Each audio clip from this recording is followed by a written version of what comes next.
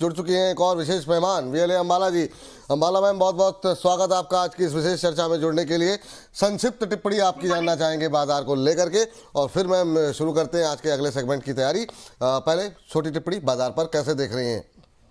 आज रिलायंस का support market को रह सकता है। बिकॉज ऑफ दैट आज का जो क्लोजिंग है, मुझे नहीं लगता कि आज की क्लोजिंग हमें इन एनी वेज 25,600 के नीचे मिलने वाली है। बहुत लाइकली है कि हम 700 के आसपास 700 800 इस रेंज में आज के दिन में क्लोज होने वाले हैं।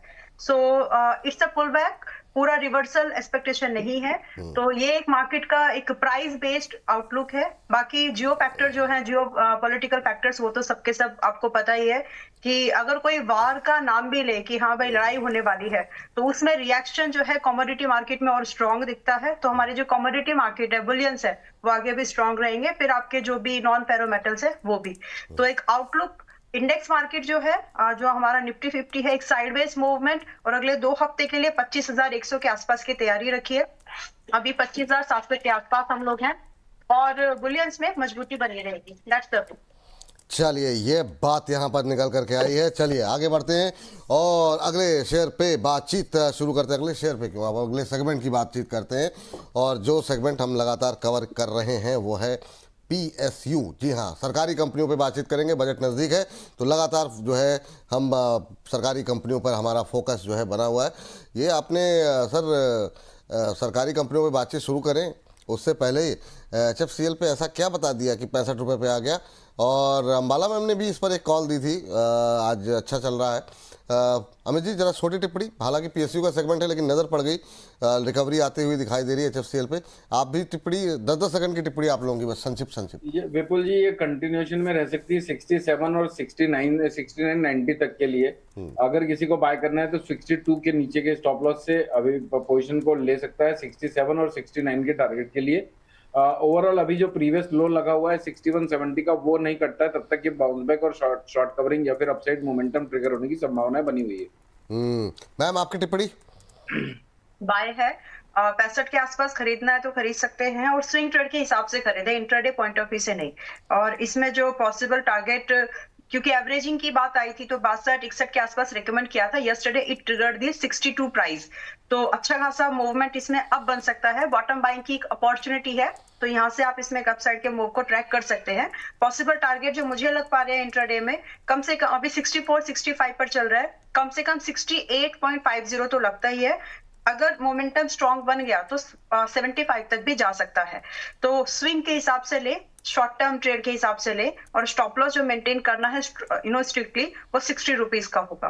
तो बहुत सोच समझ के इसमें पोजिशनिंग कर सकते हैं। बहुत ही लोअर प्राइस पर अभी अवेलेबल है। So it's intraday trade also, तो जिसमें कि 58 रुपए 50 पैसे का एक पहला टारगेट होगा 1:1 टाइप्स। और अगर आप स्विंग में लेंगे तो 75 का भी वेट कर सकते हैं। जी, ये बात यहाँ पर निकल करके आई। चलिए अब शुरू करते हैं। मतलब शुरू तो हो चुका है, HFCL से आज शुरुआत हमने की, लेकिन कोई बात नहीं, इसमें बाकी PSU स्टॉक्स पे हम जरा बातचीत कर लेते हैं। शुरुआत मैम, हिंदुस्तान कॉपर देखिए जरा।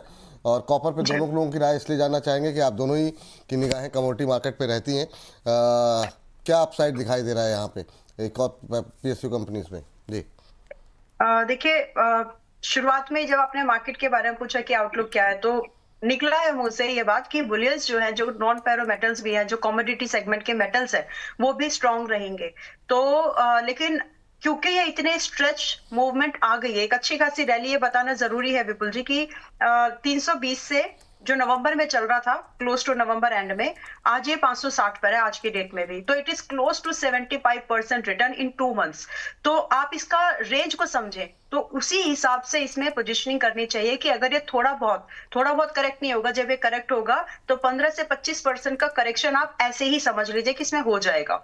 सो उस प्लानिंग के साथ इसमें आज भी आया जा सकता है, ओनली फॉर दोज पीपल जो इसको 1 से 1.5 साल होल्ड करने के लिए हिम्मत रखते हैं। क्योंकि मेटल्स का ये मूवमेंट, आप समझे कि हिंद कॉपर आज अभी 560 पर है। जो मेरे लिए जो टारगेट है, मुझे अच्छे से याद है, मैंने 600 और 700 के टारगेट्स यहाँ पर 1 साल से 1.5 साल के नजरिए में देकर के हूँ। तो उसी पर मेरा अभी भी व्यू वही है। लेकिन ये जो नवंबर से अब तक की जो 75% की गेन हुई है, उसके हिसाब से आपको ध्यान में रहना चाहिए कि 15 से 25% करंट प्राइस से ये कभी भी टूट सकता है। तो उसके लिए डरना नहीं होगा, आप एडिशन करने की प्लानिंग रखिएगा बस। अगर आप ये कर सकते हैं तो 700 से 800 की तैयारी में रह सकते हैं आप लोग। ठीक। सर कॉपर पे एक बार आपसे आपका रिव्यू जानना चाहेंगे।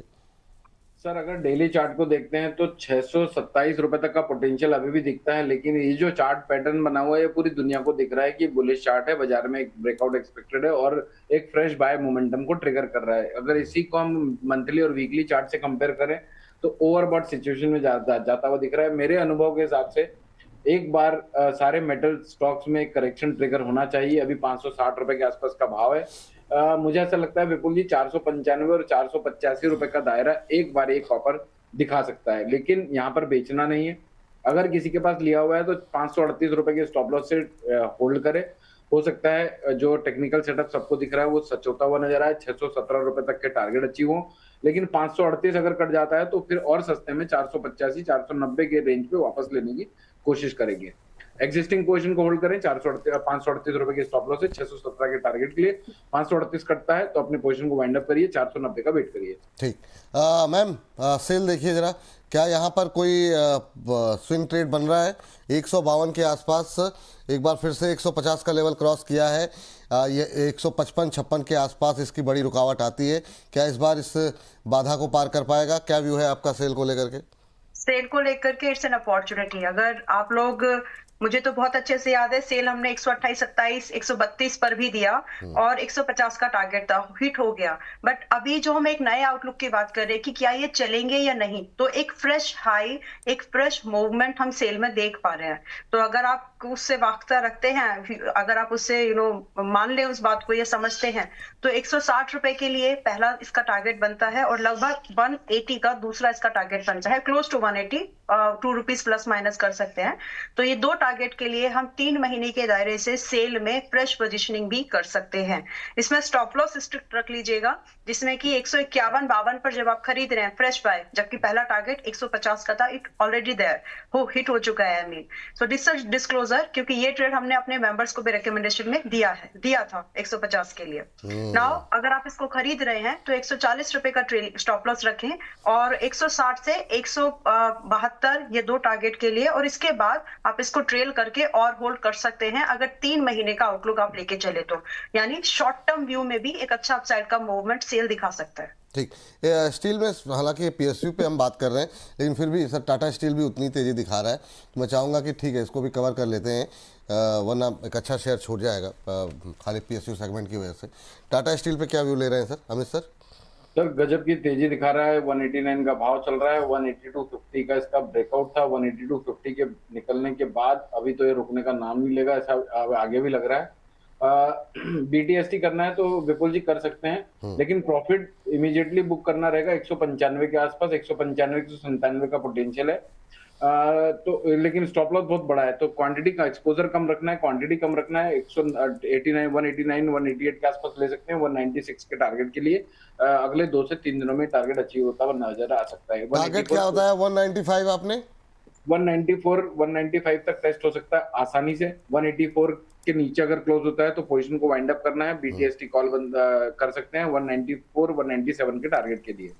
टाटा स्टील देना था, ये मुझे लगता है कि शायद इसको हटा दीजिए प्लीज। टाटा स्टील की बात हो रही है जी, टाटा स्टील। हाँ, टाटा स्टील 195 का टारगेट। स्टॉप लॉस जो है, स्टॉप लॉस क्या बताया? 184। अगर 184 के नीचे क्लोज होता है तो पोजीशन को जीरो कर देना है, यानी लॉस ले लेना है। और अगर 184 के ऊपर जब तक सस्टेन है तब तक 194 197 का पोटेंशियल कैंडिडेट अगले 2 से 3 दिनों में, अगले 2 से 3 दिन के लिए खरीदारी करके चलनी है आपको टाटा स्टील के अंदर। 195 का टारगेट यहाँ पर दिया गया है। 195 कर दीजिए प्लीज, इसे 197 दिखाई रहा। 195 194 195 का टारगेट और स्टॉप लॉस दिया गया है 184 का। तो ये सब टारगेट आपने 194 95 बताया ना सर? 194 197 और 200। अच्छा ठीक है, 194 197 और 200, ठीक है, तो ये सही है। इसको और स्टॉप लॉस 184 का अभी 189 के आसपास चल रहा है। 2 से 3 दिन के लिए आप यहाँ पर टाटा स्टील लेकर के जा सकते हैं। ये सलाह यहाँ पर टाटा स्टील को लेकर के निकल करके आई है। फिलहाल सेल और टाटा स्टील पे हो गई हमारी बातचीत पूरी। चलिए अगली कंपनी को लेकर के आते हैं। और आज अच्छा मोमेंटम मेटल में ही अगर देखें तो नाल्को में है। अभी बहुत सारे शेयर बाकी हैं लेकिन मेटल से ही बाहर नहीं निकल पाए हम लोग। नाल्को देखिए मैम, 3-3.5% की तेज़ी, ये भी मतलब बीते कुछ दिनों से लगातार तेज़ी दिखाता हुआ दिखाई दे रहा है। अभी भी आज मजबूती, ये भी इंट्राडे हाई पे ट्रेड करता हुआ 370 के आसपास। क्या व्यू रहेगा? बने रहिए अगर पोजीशन में है तो। और नहीं है तो अगर पोजीशन नहीं है, हाँ, तो वही वर्ड कि अगर बहुत डेयरिंग है कि आप हाई बीटा स्टॉक को high momentum high promising sector में अगर आप ऐसा लगाने का सोच रहे हो तो पहले आप समझ लो कि इसमें थोड़ा सा पुल बैक भी डीपर होंगे। If you are comfortable with it, this is still not too late. वैसे मुझे लग रहा था कि 370 पे थोड़ा सा ये स्लो डाउन होना चाहिए था, लेकिन अभी भी यहाँ पे 370 के बाद भी 380 की तो पोजीशनिंग लग रही है। तो मैं यही बोलना चाहूंगी यहाँ पर विपुल जी, ये मेटल स्टॉक 1 से 1.5 साल वाले स्टॉक है। अब जो खरीदेंगे वो 2-3 हफ्ते में अगर आप जाएंगे तो आप परेशान हो सकते हैं। तो पहले क्लैरिटी रख लीजिए कि आप इसको 1 से 1.5 साल होल्ड कर लेंगे, और जब 370 के पास में ले रहे हो तो जब ये 330 पर आए तो आप हिम्मत करके खरीदारी करेंगे, क्योंकि आपने ये बात आज सुनी है, राइट। तो मेरे हिसाब से अगर ये 320 के आसपास आ जाए तो एडिशन करने की जरूरत पड़ेगी। I am expecting a healthy pull back, जो आ नहीं रहा है, आना चाहिए। तो ये मूवमेंट जो है मिस ना हो, इसके लिए ही मैं रिकमेंड कर रही हूँ कि आप इसमें एक बार और अटेम्प्ट कर सकते हैं, जिसमें कि 385 से 400 के ये 2 टारगेट स्विंग के दायरे से आपको मिल सकते हैं। लेकिन अगर आप इसको ज्यादा वाइजली माइंडफुली अगर आप इसको रखना चाहते हो तो नजरिया 1 से 1.5 साल का रखो, तो आप सेफर वे में इसके गेन्स ले पाओगे। ये मेरा एक स्टेटमेंट है, इसको प्लीज समझ के ही काम करें। नाउ यहाँ पे भी अगर आप एंट्री बना रहे हैं तो आप ध्यान में रखें कि 320 पर 330 पर एवरेजिंग का मौका मिल सकता है, मिलेगा ही, I am not saying this, मिल सकता है, इससे पहले कि ये 400 टारगेट को हिट करे। तो वो तैयारी से अगर आप हैं तो इसमें आज भी पोजीशन बना सकते हैं। हाउएवर एवरेजिंग करनी पड़े या नहीं पड़े, बोथ द केसेस जो स्टॉप लॉस मेंटेन करके चलना है वो 300 का है, और स्विंग के जो टारगेट है वो 385 एंड 400 है। लेकिन अगर आप इसको 1 से 1.5 साल के दायरे में देखेंगे तो आपको 500 से 600 रुपए तक की एक लंबी छलांग ये लगा सकता है। सो इट्स अ गुड स्टॉक, लेकिन आपको इसके हिसाब से अपने आप को मैनेज करना है, ना कि अपने हिसाब से स्टॉक को। तो वो आपके हिसाब से मैनेज ये नहीं हो पाएगा अभी। जब बात यहाँ पर नाल्को पे निकल के आई है, हिंडाल्को भी इंट्राडे हाई बनाता हुआ और नई तेजी की संभावनाएं तलाशता हुआ। सर अगर नाल्को छोड़े तो हिंडाल्को पकड़ सकते हैं क्या? सर हिंडाल्को पकड़ सकते हैं, 909 के नीचे का स्टॉप लॉस होगा, लेकिन बहुत ज्यादा अपसाइड पोटेंशियल यहाँ से थोड़ा कम नजर आ सकता है। लेकिन ये कंटिन्यूएशन में एक बार के लिए 990 के टारगेट अचीव कर सकता है। 990 का टारगेट है विपुल जी, और 900 रुपए का स्टॉप लॉस है। तो मुझे लगता है रिस्क रिवॉर्ड सही नहीं बैठता है। किसी के पास ऑलरेडी बाय किया हुआ है तो वो होल्ड करे, अपने स्टॉप लॉसेस को ट्रेल कर ले विपुल जी। लेकिन आज की अगर क्लोजिंग 962 के ऊपर की होती है तो ये एक बीटीएसटी कैंडिडेट बन जाएगा 990 और 1010 के टारगेट के लिए। लेकिन इसके लिए इसको 963 के ऊपर क्लोज होना पड़ेगा। ठीक, अभी आपने 963 के ऊपर क्लोज होना पड़ेगा। अभी के लिए अगर कोई लेके जाए और 990 का टारगेट का ध्यान में रखे, बिल्कुल जी, अगर किसी को अभी के रेट पे भी लेके जाना है तो उसको 929 रुपए का स्टॉप लॉस मेंटेन करना पड़ेगा। 929 का stop loss current market price पे खरीदा जा सकता है। 990 और 1010 के टारगेट होंगे, लेकिन हाई बीटा स्टॉक है, रिस्की है ये जोन पर लेना। तो एक्सपोजर को कम रख के मिनिमम क्वांटिटी में काम कर सकते हैं। थोड़ी क्वांटिटी बाय कर सकते हैं। जिस तरह की तेजी यहाँ पर निकल करके आती हुई दिखाई दे रही है, 990 का यहाँ पर आपको टारगेट देखने को मिल सकता है, 1000 के ऊपर भी जा सकता है। स्टॉप लॉस लगाइए 929 का, 929 के स्टॉप लॉस के साथ। तो अभी एक टाटा स्टील में भी आप अगर पोजीशन बनाते हैं तो यहाँ पर 184 के स्टॉप लॉस के साथ 195 मेटल में अगर पोजीशन बनानी है तो, और उसके अलावा फिर हिंडाल्को में थोड़ा रिस्क अगर लेना चाहते हैं तो रिस्क लेने के लिए छोटी क्वांटिटी के साथ एक ट्राई कर सकते हैं। अंबाला में कुछ ऐड करना चाहिए? हाँ, कुछ कह रहे हैं? 963 के ऊपर क्लोज हो जाता है तो अपने स्टॉप लॉस को ट्रेल कर लेना है 941 तक। 941 पे ठीक है। अगर 960 के ऊपर क्लोजिंग आती है, 963 के ऊपर, तो 963 के ऊपर की क्लोजिंग आती है तो 941 के तक स्टॉप लॉस ट्रेल कर लीजिए, फिर बने रहिए 990 और 1010 के टारगेट के लिए। चलिए ठीक है। मैम आप कुछ ऐड कर रही थी?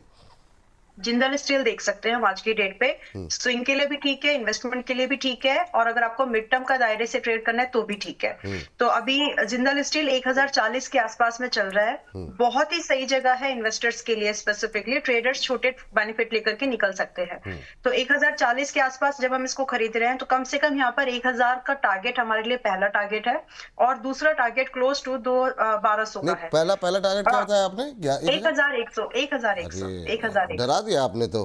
हाँ, मैंने नहीं, 1100 का 1000 टारगेट। हाँ, 1100 का पहला टारगेट।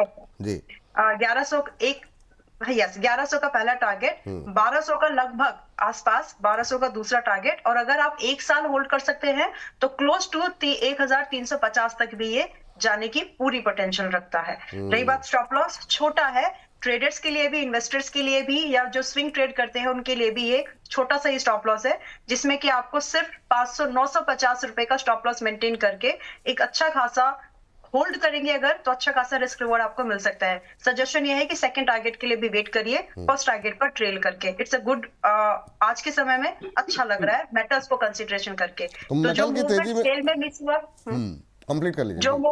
जो मूवमेंट सेल में मिस हुआ, आपको टाटा स्टील में मिस हुआ, अभी ये जिंदल स्टील आपको दे रहा है वो मौका। जिंदल स्टील में मौका मिल रहा है। 1100 पहला टारगेट, दूसरा क्या बताया मैम आपने?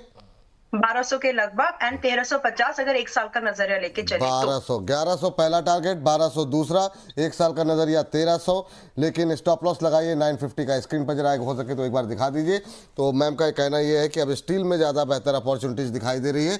नाल्को और हिंडाल्को पे दोनों एक्सपर्ट का मानना है थोड़ा रिस्की ट्रेड है, लेकिन अगर मेटल को ही प्ले करना है तो अभी के लिए आप जिंक और बाकी चीज़ें छोड़ करके, एल्युमिनियम छोड़ करके पकड़ लीजिए आप यहाँ पर स्टील, और वहाँ पे ज़्यादा बेहतर अपॉर्चुनिटीज़ हैं। 11-1200 के टारगेट देखने को मिल सकते हैं। स्टॉप लॉस लगाइए 950 रुपये का यहाँ पर, और 1041 का लेवल देखने को मिल रहा है। 3% की तेज़ी, जैसे ही यहाँ पर तेज़ी कुछ बढ़ती है या फिर यहाँ पे गिरावट आएगी तो फिर हम स्क्रीन पर दोबारा लेकर के आएंगे आपके लिए। और बने रहिए यहाँ पर, स्टॉप लॉस टारगेट के ध्यान रखिए यहाँ पर। तो धुआंधार रफ्तार मेटल के अंदर देखने को मिल रही, कोई मौका। जी मैं कुछ बिल्कुल जी, डिस्क्लोजर ये भी है कि 1025 पर हमने जिंदल स्टील अपने मेंबर्स को 30 दिसंबर को बाय करा के रखा है। It's a disclosure. अच्छा चलिए, और व्यू वही है। चलिए ठीक है। ये बात जरा इस बीच एक सरसरी निगाह जो है वो बाजार को छोड़ना नहीं है, उस पर भी 13 पॉइंट की जो है अब तेजी हरे निशान में आता हुआ, और इंट्राडे हाई के नज़दीक पहुंचता हुआ निफ्टी 25,761 का हाई लगा है। अच्छा जरा एक बार जरा, हालांकि समय बहुत तेज़ी से बढ़ रहा है, लेकिन जरा हमारा जो पोल चल रहा है वहाँ पे स्थिति भी देख लेते हैं। उस पोल पे अभी तक जनता जनार्दन क्या कह रही है। 1000 से ज़्यादा वोट आ चुके हैं, और अब थोड़ी सी क्लोज फाइट है, क्योंकि 25,700 के नीचे कहने वाले 33% लोग हैं, लेकिन 25,700 और 25,800 के बीच की क्लोजिंग आएगी ऐसा कहने वाले लोगों की संख्या अब सबसे ज़्यादा हो गई है, वो हो गई है 38% लोग। लेकिन 25,800 से 25,850 के बीच भी जा सकता है, ये मानने वाले भी 13% लोग हैं, और वहीं 25,850 के ऊपर की क्लोजिंग मानने वाले भी 15% लोग हैं। तो चलिए ठीक है, अच्छी बात है। अब 25,752 देखने को फंस गया, मतलब अगर तेज़ी आ गई तो फिर कोई मतलब शॉर्ट कवरिंग तेज़ हो जाने में कोई समय नहीं लगता नहीं, लेकिन देखते हैं। निगाहें यहाँ पर लगी हुई हैं, और जैसा कि अमित जी ने कहा ही है कि अगर 25,700 के ऊपर क्लोज हो गया तो फिर मतलब हम परसों गैप अप खुलेंगे। ऐसा ना हो कि मतलब क्लोज होते होते ही मतलब पूरा धुआंधार हो जाए। देखते हैं 1 बजे के बाद की तैयारी। 27,500 के पार। आवाज़ कट रही है सर, क्या कह रहे हैं? अब की बार 27,500 के पार। अब की बार 27,500, बहुत शानदार। ऐसी मतलब अच्छी अच्छी बातें कई बार तो मतलब जो है ना प्रकृति से आप बोलते हैं तो वो भी सुन लेती है। तो देखिए क्या होता है, निगाहें हमारी लगी रहेंगी। लेकिन अब 6-7 मिनट बचे हुए हैं और शेयर बहुत सारे बचे हुए हैं मेरे पास। ONGC अमित सर देखिए, धुआंधार रफ्तार कच्चे तेल में लगातार जिस तरीके से मजबूती बनी हुई 64 के ऊपर पहुंच गया है, और 2 दिन से ONGC में अच्छी तेज़ी आती हुई दिखाई दे रही है। मैम तब तक आप कोल इंडिया निकाल लीजिएगा, एक और PSU स्टॉक जिसमें लगातार तेजी है। आपकी कॉल थी, टारगेट हिट हुए, अब क्या करना है ये तैयारी करके रखिए। तब तक अमित सर ONGC में क्या अब कोई नई खरीदारी कर सकते हैं 250 के आसपास? ONGC में अभी विपुल जी 250 रुपए 51-50 पैसे के आसपास का भाव चल रहा है, 249.75 का। मुझे ऐसा लगता है 256 तक आने के लिए एकदम रेडी बैठा हुआ है। 240 के नीचे के स्टॉप लॉस से 258 और पॉसिबली 270 तक के टारगेट के लिए शॉर्ट टर्म के लिहाज से पोजीशन बनाई जा सकती है, लेकिन स्टॉप लॉस जरूर रखना है 240 के नीचे का, क्योंकि 240 के नीचे चला गया तो ये 233 और 201 रुपए तक का पोटेंशियल खोल लेगा। तो जब तक ये 240 के नीचे नहीं निकल रहा है तब तक कोई दिक्कत नहीं है। 258 और 270 के लिए बाय पोजीशन बनाई जा सकती है। स्विंग ट्रेड होगा, ज्यादा एक्सपोजर नहीं रखना है, रिस्क रिवॉर्ड सिमिलर है, यानी 1:2 1:3 में नहीं है, 1:1 में है। चलिए, ये बात हो एनजीसी को लेकर के। मैम, कोल इंडिया के साथ एक और शेयर देखिए जरा फटाफट, ऑथम इन्वेस्टमेंट। ये कल भी तेज था, आज एकदम से तेजी आई है, अब 1% ऊपर। और क्या कोई संभावनाएं बन रही हैं यहाँ पर बीटीएसटी ट्रेड को लेकर के या स्विंग ट्रेड को लेकर के, ज़्यादा स्पेसिफिक बोले तो क्या टिप्पणी रहेगी मैम? एकदम से रिकवरी आई है बीते करीब 5-7-10 मिनट के अंदर, आपकी टिप्पणी क्या रहेगी? ऑथम AIIL जो भी है, हाँ, इन्वेस्टमेंट इंडस्ट्री का ये स्टॉक है एंड थोड़ा सा फोकस रहेगा इस इंडस्ट्री में भी। फाइनेंशियल सर्विसेज में जितने भी कंपनीज हैं उनके ऊपर थोड़ा सा फोकस रहेगा। अब आपको ये जरूर देखना है कि वो स्टॉक महंगा तो नहीं है, दैट जब आप उसमें खरीदारी कर रहे हैं तो इस फिल्टर में ये पास होता है। सेक्टर अभी भी 23 के मल्टीपल्स पर, और ये इतना ऑलमोस्ट हाई के पास में है, फिर भी 14 के मल्टीपल्स पर यह भी ट्रेड कर रहा है। सो पहले कंपनी का नेचर समझ लीजिए, financing investment type of companies है। अब अलग अलग सेक्टर को जो कंपनीज फाइनेंस करती हैं, चाहे वो रेडा हो, चाहे वो पर्सनल फाइनेंस हो, उनमें थोड़ा सा मोमेंटम रह सकता है। सो ऑन दैट नोट, जिसको फ्रेश बाय करना है लिमिटेड एक्सपोजर के साथ एक ब्रेकआउट रैली को प्ले अप कर सकते हो, जिसमें कि अभी 672 पर है विपुल जी, एंड 705 का एक पहला टारगेट लगभग एंड क्लोज टू 750-60 इस रेंज का एक सेकंड टारगेट आप इसमें एक्सपेक्टेशन के साथ में पोजीशनिंग कर सकते हैं। Stop loss strict and have to वाली कंडीशन में 615 का मेंटेन करके चल रहा है, तो आराम से अगर आप सेकंड टारगेट आपको मिल जाता है तो अच्छा खासा 1.5 तक का आपको यहाँ पर रिवॉर्ड मिलने के चांसेस है। तो ब्रेकआउट स्ट्रेटेजी प्ले कर सकते हैं, एक्सपोजर लिमिटेड रखिएगा। चलिए, एंड कोल इंडिया, संक्षेप में कोल इंडिया जी। कोल इंडिया देखिए 435 पर है, मुझे थोड़ा सा रिस्की लग रहा है। जो है वही बने रहे, जिनको फ्रेश बाय करना है वो 420 के आसपास वापस कर सकते हैं। No fresh buy as of now. अभी नई खरीदारी मत बनिए, करिए, जो बने हुए हैं वो बने रहें। और ये जो हमारे दर्शक थे बिट्टू गौर जी, उम्मीद करते हैं आप मतलब इतना दबाव मत बनाया करिए गुरुदेव, मतलब जो है कि पूछिए AIIL पर। देखिए, पूछ लिया, आपका सवाल का उत्तर मिल गया। अब जो है सर NLC इंडिया ज़रा देख लीजिए। बीते कुछ दिनों में यहाँ पे कुछ एक खबरों का दौर बना हुआ है। आज भी एक खबर यहाँ पर आई हुई है, जो है गुजरात सरकार से कुछ एक ऑर्डर्स मिले हैं, एक महीने में 8% की तेज़ी, अभी 262 के आसपास चलता हुआ। गुजरात सरकार के साथ रिन्यूएबल एनर्जी सेक्टर को लेकर के, प्रोजेक्ट को लेकर के इन्होंने एक समझौता किया, MOU साइन किया, जो वहाँ पर इस समय कार्यक्रम चल रहा है गुजरात के अंदर। करीब 25,000 करोड़ के निवेश की संभावना यहाँ पर है, 3% की तेज़ी। अमित सर बताइए क्या करें NLC India? Sir, chart setup अच्छे दिख रहे हैं। अभी अभी इसने एक बॉटम लगाया है 232 रुपए 60 पैसे के आसपास की, और अभी 262 रुपए चल रहा है। यहाँ से अगर किसी को लेना है, इनफैक्ट आज का भी लो 243 रुपए के आसपास का है। मुझे लगता है अगर ये वापस से, देखिए, इसको बहुत बड़ी क्वांटिटी में तो नहीं लेना चाहिए, लेकिन इसको लिया जा सकता है एक मोमेंटम प्ले करने के लिए 286 के टारगेट के लिए। अगर ये 255 256 के आसपास मिले तो एक बेहतर अपॉर्चुनिटी होगी बाय करने की। आज के लो के स्टॉप लॉस से पोटेंशियल टारगेट 275 रुपए तक आराम से देखने को मिल सकते हैं। चलिए, 275 और प्रोबेबली 285 तक भी देखने को मिले। ये बात जो है NLC इंडिया को लेकर के। मैम, चेन्नई पेट्रो कोई अपॉर्चुनिटी ढूंढने की कोशिश करें क्या? 6% ऊपर, 871 का भाव। PSU के अंदर मतलब जो भी कुछ हो रहा है वो PSU में ज़्यादा हो रहा है, बाकी जगहों पे तो तब भी ठंडा पड़ा हुआ है। मैम कैसे देखिए जरा, चेन्नई पेट्रो 870 पे कुछ लग रहा है? अभी मैं एक बात यहाँ पे जरूर बोलूंगी, 1000 से जब ये आया 800 के आसपास, तो एक सवाल आया था आपकी तरफ से भी, और फिर वहां पर बहुत ही समझदारी से मैंने ये बात बोली थी कि जिनको 1000 पे अच्छा लग रहा था उनको ये 700-800 के आसपास अच्छा बहुत लगना चाहिए। And see Vipul ji, 10% from that point, तो जिन्होंने 800 पे खरीद लिया, उन 790 पे खरीद लिया, उनके लिए ये 10% के गेन पर वो लोग ऑलरेडी बैठे हैं। बट द थिंग इज कि जो लोग प्लानिंग करो पहले से, जो अच्छा आपको लग रहा है ना उसको पहले से अपने रडार पर रखो, और जब आ जाए जस्ट शूट इट, मतलब जब आ जाए तो वो आपको चिड़िया होता है ना कि काउंटर करो फिर उसको, एंड दैट हैपेंड। तो अभी 10% के गेन पर है। होप कि जिन्होंने खरीदा है तो बताइएगा, मिस किया तो किस फियर से मिस किया वो भी बताना। वेल अभी के लिए भी it is a very good pick down the line, अगर आपका नजरिया 2 से 4 क्वार्टर्स का है तो। और कम से कम विपुल जी, जो 900 रुपए का पहला टारगेट बोला था 873 पर आज आ ही चुका है। आज कल में 900 हिट हो जाना चाहिए, बट फ्रेश बाइंग करना है तो आपके टारगेट थोड़े से अभी आपको बढ़ाने पड़ेंगे, पर जो अब बाय कर रहे हैं तो 930 रुपए का पहला टारगेट एंड लगभग 1050 और फिर सीधा 1200 के, ये 3 टारगेट्स के लिए 2 से 4 क्वार्टर का नजरिया रखो। जल्दी हो जाए तो बढ़िया, यू आर लकी इनफ।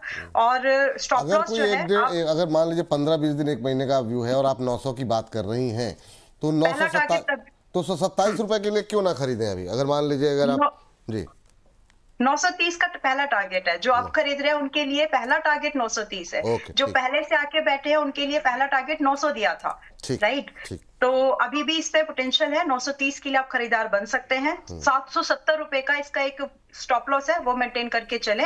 और ये गुड पीक है, आप इन्वेस्टमेंट के लिहाज से देखें या फिर स्विंग ट्रेड के लिहाज से देखें। जब भी आपके टारगेट हो जाए, अगर 1 साल से पहले हो जाए तो प्रॉफिट बुक जरूर कर लीजिएगा टाइम से। जी चलिए ठीक है। समय थोड़ा कम है, आप थोड़ा सा तेज करना चाहेंगे गतिविधि को 2 मिनट के अंदर। कुछ एक और शेयरों को डिस्कस कर लें। संजय कुमार धीर जी लेकिन कह रहे हैं, विपुल जी, अंबाला बहन अमित जी को सुप्रभात। निफ्टी ऊपर जाए या नीचे जाए, पर आप कहीं मत जाना। आप हमारे साथ हो तो हर समस्या छोटी लगती है। ऐसे दर्शक हो तो फिर मतलब कहाँ जाएंगे? मतलब सुधीर जी, मतलब संजय जी, भावुक कर दिया आपने। लेकिन हाँ, इस सब के बीच में आप लोगों को हमने मकर संक्रांति की शुभकामनाएं नहीं दी, तो आप, अम्बाला जी आपको और अमित जी आपको, आप दोनों लोगों को मकर संक्रांति की ढेर सारी शुभकामनाएं। संपूर्ण देश, हाँ, सभी देशवासियों को मकर संक्रांति की शुभकामनाएं। मिस हो गया इसके लिए माफ़ी चाहते हैं, थोड़ा सा भावनाओं में बह जाते हैं बाजार को देखते हुए, इसलिए मिस हो गया। हालांकि कई हिस्सों में आने वाली है आपकी तरफ से। हाँ सर, क्या करें? एक खुशखबरी और आने वाली 1 मिलियन की। हाँ वो, अरे बिल्कुल बिल्कुल सर, उस पर हमारी निगाहें लगी हुई हैं और बिल्कुल जो है वो बड़ी उपलब्धि होगी, क्योंकि 10 लाख का परिवार 1 साल से पहले अगर हो जाता है हमारा, तो बहुत ही शानदार जो है ये हम लोगों के लिए अचीवमेंट होगी। और ये इसके लिए आप लोगों का सहयोग सर, थैंक यू, और हमारे दर्शकों का सहयोग, उनका बहुत ज़्यादा सहयोग रहा है, तो आप लोगों को सभी को प्रणाम। लेकिन सर मैजिक रेमेडी जी कह रहे हैं मकर संक्रांति की बहुत बहुत शुभकामनाएं। बीएल पर सुझाव लेना चाहता हूं, 301 की इनकी एवरेज की बाइंग प्राइस है। मार्केट और बजट को देखते हुए अभी मुझे क्या सुझाव देंगे? बीएल, डिफेंस पे बात नहीं हुई है, हमारे दर्शकों को आदत है जब तक डिफेंस पे बात ना हो। एक आखिरी के 1 मिनट बचे हुए हैं, बीएल पे आप बोल दीजिए मैम, बीडीएल और गोदावरी पावर तब तक, या बीडीएल पे आप बोल दीजिए सर फटाफट। भारत डायनेमिक्स जी, बीएल में एक फ्रेश ब्रेकआउट देखने को मिल सकता है। 452 और 456 रुपए तक बड़ी आसानी से लगता है, किसी को लेना है तो ले सकता है। 399 रुपए का स्टॉप लॉस लगाए और 455 और 470 रुपए के लिए बने रहे। फ्रेश ब्रेकआउट दिख रहा है आज, और ये हो सकता है विपुल जी, जैसा मैंने शो के स्टार्ट में ही कहा था कि मुझे इंडो और अपने इंडिया और यूएस की ट्रेड डील जो है वो हो सकता है प्रोबेबली कल बाहर आए, या फिर कुछ ना कुछ बेटर रिजल्ट्स बाहर आए जिसकी वजह से सारे स्टॉक्स को बेनिफिट हो। और अभी मेरे ख्याल से निफ्टी ने ऑलरेडी हमारे बात करते करते ही 60-70 पॉइंट की अपसाइड मोमेंटम दिखाना चालू कर दिया है। तो बीएल को ले सकते हैं। भारत इलेक्ट्रॉनिक्स को स्टॉप लॉस 400 रुपए के नीचे का रखिए, 425 तक के लिए आप इसको आराम से होल्ड कर सकते हैं। इनफैक्ट 455 रुपए तक के लिए। चलिए ठीक है, ये हो गया। बीडीएल भी सर देख लीजिए जरा, भारत डायनामिक्स। और मैम तब तक आप मजगांव को देख लीजिए, या फिर एचएल देख लीजिए, और साथ में गोदावरी पावर दूसरी क्षेत्र से जुड़ी कंपनी है, लेकिन इसको देख लीजिए, सवाल काफ़ी है। तो भारत डायनामिक्स में सर एक बार के लिए एक अपवर्ड मोमेंटम बाकी है। अभी 1530 रुपए के आसपास का भाव चल रहा है। 1610 और 1636 रुपए का लेवल आगे टेस्ट हो सकता है। अगर लेना चाहते हैं तो मेरे ख्याल से ये बेटर अपॉर्चुनिटी, लेकिन हाँ 1505 रुपए के आसपास अगर मिलता है तो यहाँ पर बाय पोजीशन ली जा सकती है 1474 रुपए के नीचे के स्टॉप लॉस से। आने वाले समय में 1590, 1610 और 1630 रुपए के भाव देखे जा सकते हैं। चलिए ये बात हो गई। मैम बहुत संक्षिप्त टिप्पणी 1 मिनट में प्रयास कीजिए, अगर दोनों हम कवर कर पाए तो। मैं सिर्फ लेवल्स बता देती हूँ, बाकी आउटलुक तो ऑलरेडी है, लेकिन I need to say something. एक स्टॉक भी है जहां पर रिकमेंडेशन हम शेयर कर सकते हैं। GPIL अभी 263 के आसपास है, 264 तक आपको मिल सकता है मोस्ट लाइकली।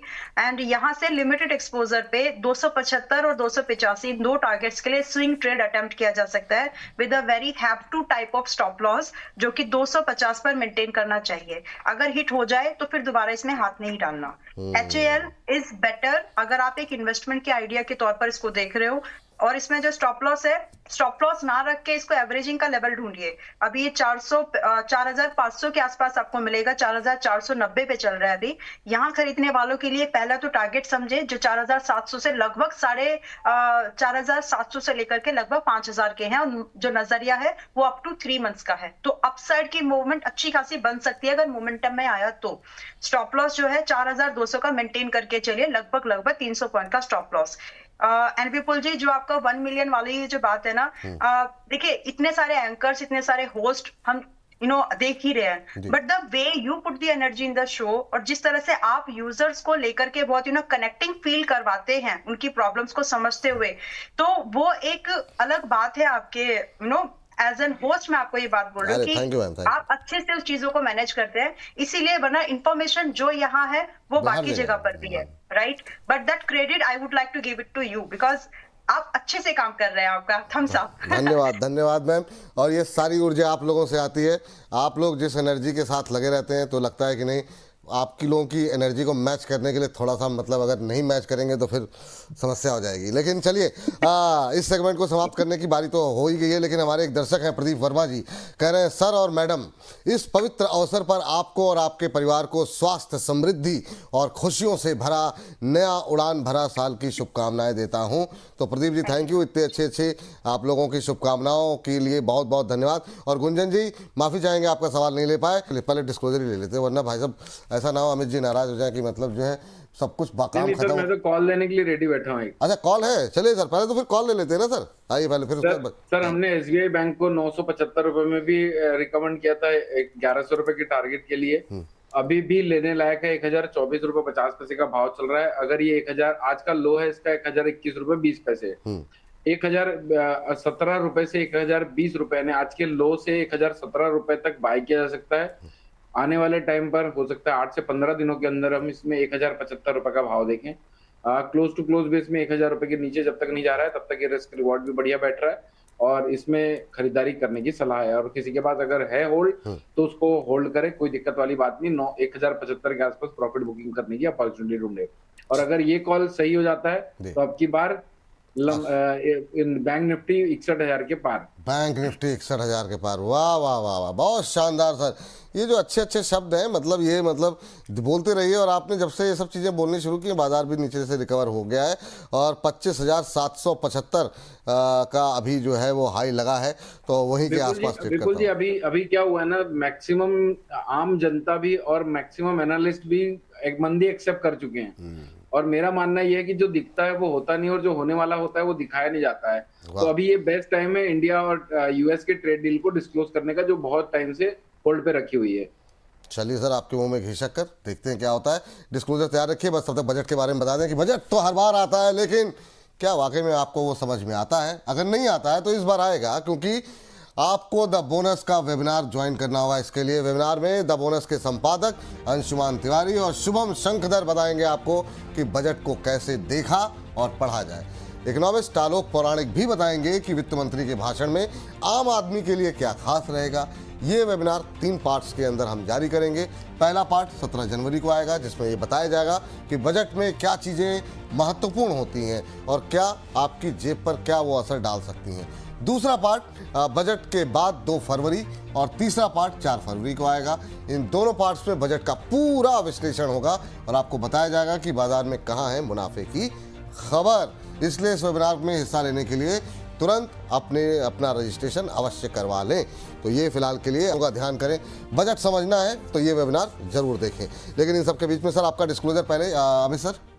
अंशुमन जी और शुभम जी दोनों अगर इस शो में है तो ये रॉक होने वाला है। इसमें सभी दर्शकों से एक ही रिक्वेस्ट करना चाहूंगा, मेरा कोई बेनिफिट नहीं है इसमें, लेकिन हाँ ये शो बेस्ट हो सकता है क्योंकि ये दोनों मेरे फेवरेट है। और ऐसा नहीं कि ये शो में आने से पहले से ही मेरे दोनों फेवरेट रहे हैं।